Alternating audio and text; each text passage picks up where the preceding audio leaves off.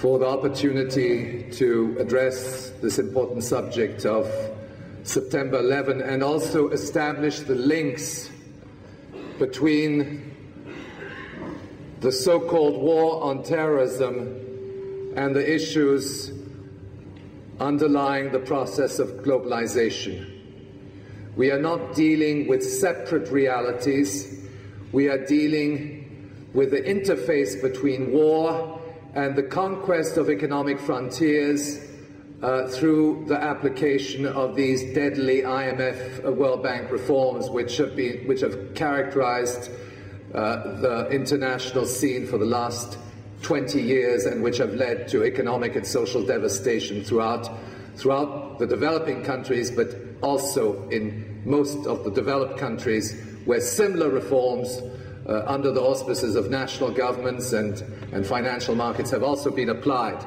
So we must understand war and globalization are intricately related, and war is the structural adjustment of last resort. It destroys and it destroys institutions, it kills people, and ultimately it is an instrument of economic conquest.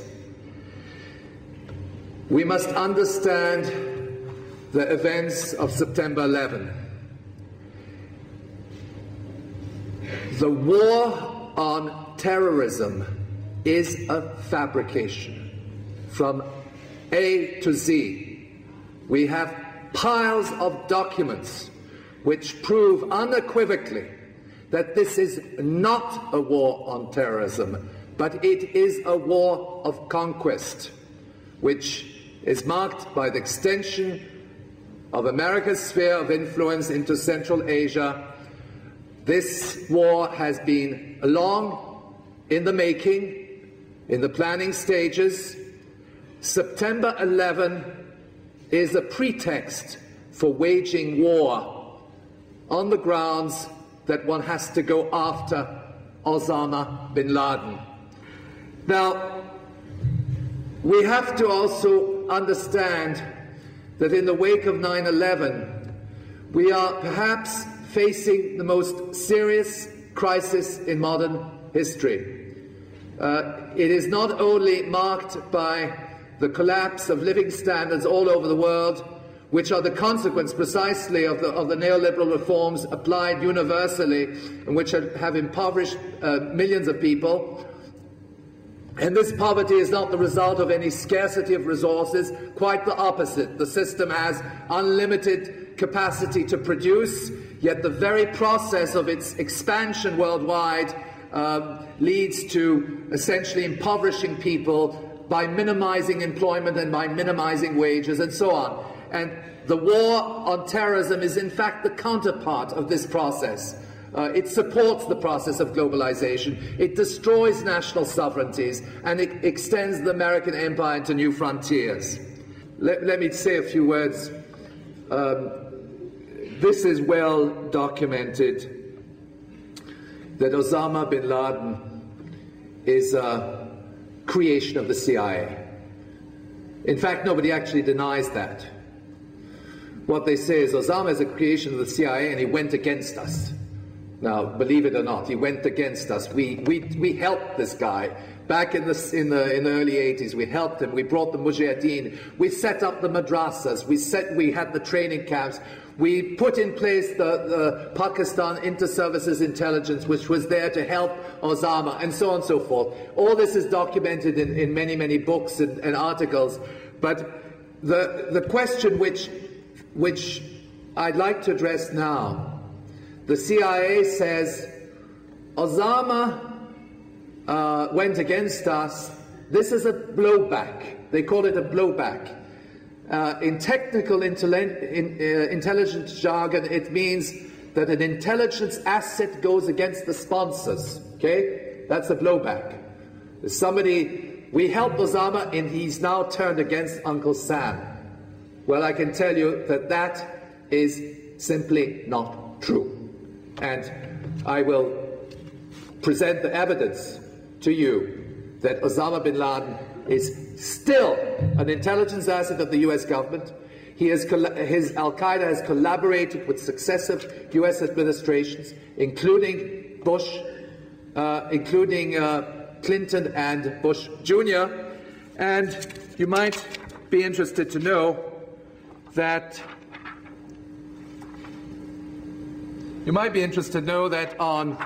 in July, 2 months before September 11, Osama bin Laden was hospitalized in this beautiful American hospital in Dubai. Now, and he was receiving treatment for his kidney problems, which he had caught while sitting in damp caves in Afghanistan. Okay, but in any event, this is based on a report published in the French daily Le Figaro, which is one of France's largest newspapers. During his 15-day stay in the hospital, he was visited by the CIA, a head of station in the United Arab Emirates, and there was no attempt made to either arrest him or deport him. He was given treatment in a hospital which was connected or tied to the U.S. Embassy in the United Arab Emirates. If you go to the embassy's homepage, you'll find the telephone number of the hospital where Osama was treated. And incidentally, so here is, this is the CIA, visiting Osama on his hospital bed while he's recovering from his kidney problems. And incidentally, on the 10th of September, Osama bin Laden was back in hospital in Rawalpindi, in a military hospital in Rawalpindi. Anybody who has been to Rawalpindi knows that the place, it's the headquarters of the Pakistani military. It's swarming with U.S. military advisors. That the U.S. military mission is close by. It is impossible that Osama bin Laden could have been hospitalized on the 10th of September. I don't know when he was released. The report doesn't say, but everybody knew in the high ranks of the Pakistani military and the U.S. military that he was in hospital in Rawalpindi. And the source of this information, which has not been refuted, I love mainstream sources. Dan Rather, CBS News. Now, Dan Rather, CBS News, goes to Rawalpindi and interviews a number of people about this, and then it's broadcast. Of course, everybody says it's not relevant. Of course it's relevant. Of course. In other words, we have to connect the dots. If in fact he was hospitalized in Dubai and hospitalized again in Rawalpindi and he has a kidney problem and he was never arrested, and if Donald Rumsfeld says we will have to use nuclear weapons to go after him, obviously somebody is lying somewhere, right? Because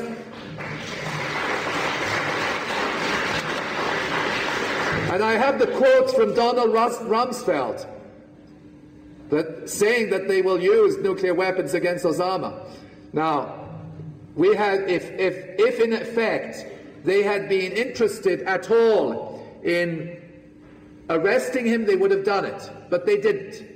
And the fact of the matter is that Al-Qaeda network, which was created by the CIA in '79, and which gained prominence throughout the 80s, alongside the development of Pakistan's military intelligence apparatus, which was also supported by the CIA. All this was a process which was supposed to be against the Soviet Union at the time, to have the Mujahideen fight on behalf of Uncle Sam. Of course, they didn't necessarily know they were fighting on behalf of Uncle Sam, because intelligence assets act wittingly or unwittingly in relation to their sponsors. That's the nature of an intelligence operation.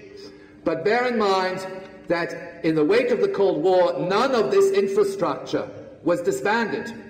Osama bin Laden's Al-Qaeda continued, the links with Pakistan's inter-services intelligence continued, and the links to the U.S. to agencies of the U.S. government continued as well, and I will give you documentary evidence of that statement. Here you have essentially essentially what you have is the following. The ISI historically is the institutional base for channeling support to Islamic insurgencies in different parts of the world, but particularly in the former Soviet Union, the Balkans, the Middle East, but also in other regions. Pakistan's inter-services intelligence is a vast bureaucratic military apparatus which was set up with the support of the CIA in the early 80s under the government, the so-called, I was saying so-called democratic. It was set up under the government of General Zia-ul-Haq in the early 80s. It developed into a vast network of agents, but also it had a military component, and it supported both Osama bin Laden, but also the Taliban. And bear in mind, the Taliban were supported by the United States. They were always supported by the United States. They would never have been able to form a government in 1996 had it not been for the support of Pakistan's inter-services intelligence and the Pakistan military, as well as military aid which was channeled using Pakistan's ISI as a go-between to the Taliban and to Osama. In summer of 2001, the ISI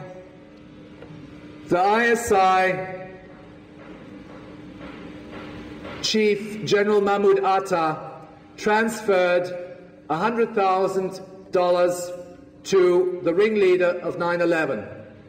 Now understand that the ISI has also very close links with the CIA. This information is confirmed by a number of reports, including an FBI report, which points to the transfer of money but doesn't identify the name of the individual who is behind the transfer. But it's confirmed by Agence France Presse and the Times of India and an Indian intelligence report that it was the ISI which transferred this money to the ringleader of 9/11. Now, curiously, incidentally, the FBI report, which was quoted by an ABC News story in late September, talks about the money man behind the terrorists. The money man, the architect, I'm using their terms, the money man, the architect behind 9/11. Now, the money man behind 9/11 is Mahmoud Ahmad, head of the ISI, not necessarily as an individual, but as the chief of an organization which is closely in liaison with the CIA. Now, these reports are unequivocal because they're based, again, on FBI. The FBI says, very textually, you can read it in our magazine, because we've reproduced these quotes, that they can trace the money trail. They know who is behind it. And in fact, subsequent reports say it's Mahmoud Ahmad.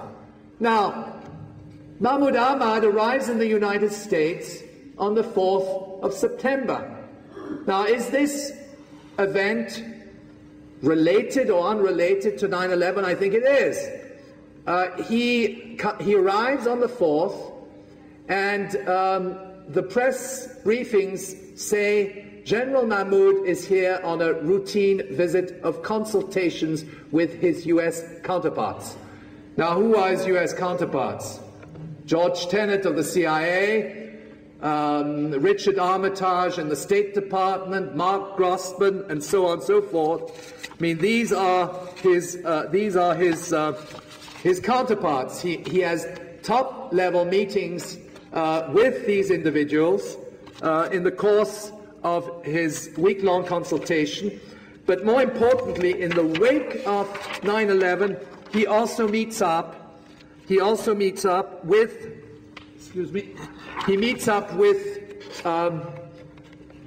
U.S. officials to discuss the cooperation of Pakistan in in the war on terrorism.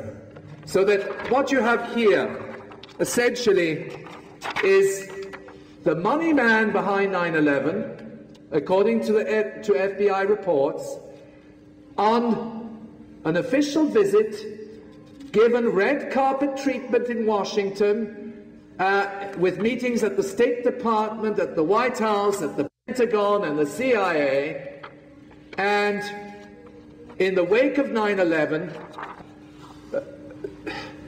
Mahmoud Ahmad comes on the 4th. He has meetings with his US counterparts. On the 11th of September, there are several meetings of the National Security Council, which the first one takes place actually by video telephone from Offutt Air Force Base, where President Bush had been taken. The other members of the National Security Council are in Washington. And at that meeting, George Tenet essentially feeds the assumptions to President Bush that Osama bin Laden is behind the war, behind the attacks, and Bush gives the green light to wage the war on terrorism. And then the final meeting is at 11 o'clock at night. It's the meeting of the War Cabinet, where they essentially decide on, they agree on their strategy. What happens the following morning? They said, we're going to go after the terrorists, we're going to deploy all this military might. It was all decided in the evening of September 11th. On September 12th in the morning, Richard Armitage, perhaps one of the most powerful members of the Bush administration, together with George Tenet and a couple of other people, Richard Armitage meets with Mahmoud Ahmad, the money man, the architect behind the 9/11 terrorists. And what is the subject matter of their meetings? Cooperation of the ISI in waging the war on terrorism. Doesn't that sound a little bit contradictory that the money man behind 9/11, and I'm quoting the FBI, would be invited to help the US administration in going after Osama? Of course, Osama is an intelligence asset of the US government, and so the whole issue, of course, is all the inconsistencies, I think, start to emerge. But there you are. The US government signs and has an agreement which is then finalized a day later on the 13th, and General Mahmoud Ahmad states that they will cooperate in helping the US administration in going after Osama bin Laden. It's a little bit like asking the devil to go after Dracula, okay? Because in fact, the terrorists in the 9/11, the terrorists were instruments, and they were instruments of a well-prepared intelligence operation which emanates out of Pakistan's inter-services intelligence. Now, if then the Bush administration asks Pakistan's inter-services intelligence to collaborate in the war on terrorism, when in fact the money man behind these terrorist attacks emanates from Pakistan's ISI, then I think we can safely infer, if we're looking at the proximity group of this individual. I mean, in my faculty of social sciences, I deal with sociologists and anthropologists who like to look at proximity groups. And if they looked at the proximity group of this individual, say, he's a buddy of Mohammed Atta, but he's also a buddy of Richard Armitage, and he has a very close personal relationship with George Tenet. Okay? A very close personal relationship with George Tenet. And George Tenet has a very close personal relationship with the President of the United States. And that is fundamental in understanding how the military intelligence apparatus has in effect taken over the reins of government in the United States. The people who pull the strings, who are behind him, are the key individuals of the military intelligence apparatus, and behind those individuals, presumably, you have other brokers which belong to the financial corporate establishment, which are also the oil companies, the banks, and so on, which certainly have links to the CIA. So this is the situation that we are in today. From my point of view, the foreknowledge is a red herring. The foreknowledge issue is a red herring because obviously they knew. They keep track of their intelligence assets.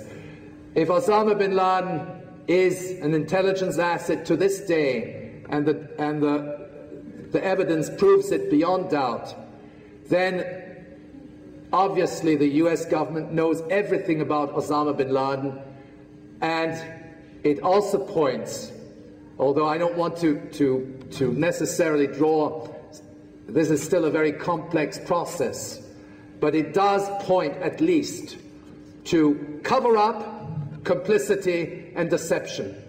Complicity of senior officials of the Bush administration, the fact that Richard Armitage meets up with the money man behind the terrorists, and so on. I think at least that should be investigated. That ultimately this is the only way to prevent